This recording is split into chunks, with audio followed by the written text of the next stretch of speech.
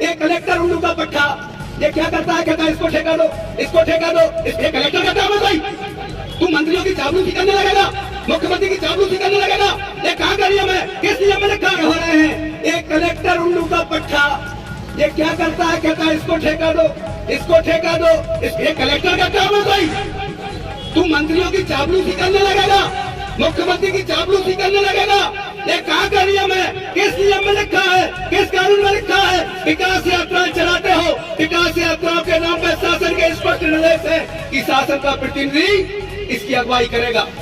आपने निकाल दिया विधायकों के परामर्श से यात्रा निकाली जाएगी, तो तुम्हारे पिताजी देंगे क्या पैसा? भैया, सरकार के खजाने का पैसा जा रहा है, शासन का पैसा, जनता के खून पसीने का पैसा है। आप उस पैसे को कैसे खर्च कर सकते हो? अगर ऐसा आपने नहीं रोका तो सुन लो प्रशासनिक अधिकारियों, आपकी जेब से ये पैसा भरवा लिया जाएगा। हम भी मंत्री रहे हैं, हमें सांप, बिच्छू और गोहरे के बिलों में हाथ डालना आता है, आपके मुंह में और आपकी जेब में हाथ डालना आता है। आप इस तरीके से हाजिर एक बार फिर एस भारत न्यूज की खास खबर के साथ। जमकर गरजे पूर्व मंत्री सुरेंद्र चौधरी, सागर कलेक्टर को उल्लू का पट्टा बताया, मंत्रियों का चापलूस तक कह डाला पूर्व मंत्री सुरेंद्र चौधरी ने। कलेक्टर के प्रति अशोभनीय भाषा का किया प्रयोग, बाद में माफी मांगी।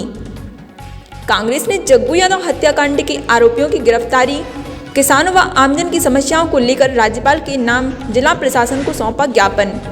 मंगलवार दोपहर पूर्व मंत्री सुरेंद्र चौधरी के नेतृत्व में बड़ी संख्या में कांग्रेसी इकट्ठा होकर कलेक्ट्रेट कार्यालय पहुंची, जहां पूर्व मंत्री सुरेंद्र चौधरी जमकर गरजे।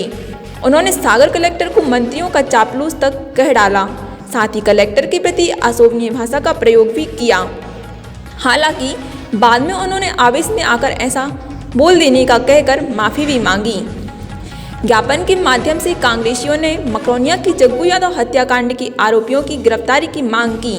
साथ ही नरियाली विधानसभा में किसानों को अतिवृष्टि की राहत राशि नहीं मिली, जो राशि दिलाने की मांग की।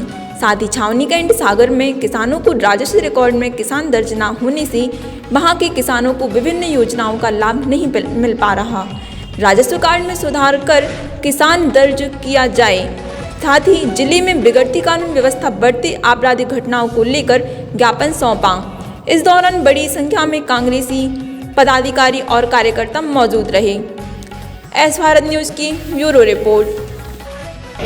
किस संबंध में आप लोगों ने कलेक्टेड ऑफिस ज्ञापन दिया? आज हमने इस प्रदेश की सरकार के 2-3 मंत्री जग्गू यादव और जगदीश यादव, जो पूरे गांव के हमारे यादव समाज के नौजवान की हत्या भारतीय जनता पार्टी के पदाधिकारी के द्वारा कर दी गई। यहाँ पे आए मंत्रियों ने आश्वासन दिया था कि उनको शीघ्र ही गिरफ्तारी होगी, लेकिन आज लंबा समय बीत जाने के बाद भी गिरफ्तारी नहीं हुई है। इसके साथ ही साथ जो किसानों के साथ क्षेत्रीय विधायक आदरणीय प्रदीप लारिया ने माननीय मुख्यमंत्री जी के सामने झूठ बोला था कि जो फसल बर्बाद हुई है, उन फसल बर्बाद किसानों की सारे के सारे लोगों को राहत राशि का पैसा उनके खाते में पहुंच गया है, जो आज तक नहीं पहुंचा।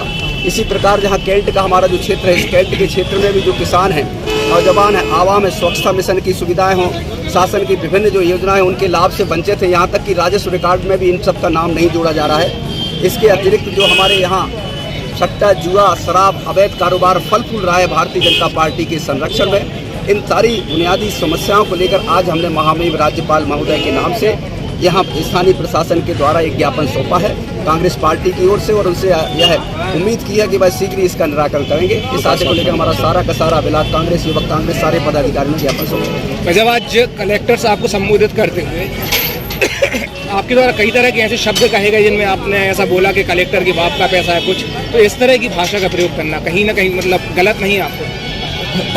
निश्चित तौर पर भावावेश में कोई ऐसा शब्द निकल जाता हो तो मैं उसके लिए खेद व्यक्त करता हूँ कि लेकिन मैं ये आक्रोश बस ये कहना भी एक प्रशासनिक अधिकारी के बारे में आपने बोला, वो कोई राजनीतिक पार्टी से नहीं आते हैं, जनता के अधिकारियों, प्रशासनिक अधिकारी। मैं विनम्रता के साथ प्रशासनिक अधिकारियों से पुनः कहना चाहूँगा कि भाई अपनी निष्पक्षता बनाएं, क्योंकि जिस तरीके से प्रशासनिक अधिकारी आज भारतीय जनता पार्टी के चापलूस और चाटुकार बन के काम कर रहे हैं, उन सबके हम लोग चिट्ठे बना रहे हैं। अगर वो नहीं चाहते हैं कि ये इस तरीके से, हम लोग अच्छे मौक़ों पर उनका अच्छा कहते हैं, लेकिन अगर गलत करने लगे तो उनकी सच्चाई जनता के बीच में बताना विपक्ष का क्रम।